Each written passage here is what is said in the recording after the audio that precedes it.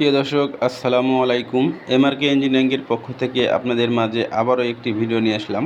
এখানে দেখতে পাচ্ছেন যে এই চুলাটি হচ্ছে আমাদের ব্যাটারি চালিত লাকড়ির ম্যাজিক চুলা। এই চুলাটি মাত্র 2 থেকে 3 টুকরা লাকড়ি দিয়ে খুব সুন্দরভাবে এই চুলাটি দিয়ে রান্না করতে পারবেন। এই চুলাটি দেখছেন, এটা হচ্ছে আমাদের সিঙ্গেল চুলা, 11 ইঞ্চি বাই 11 ইঞ্চি স্কোয়ার।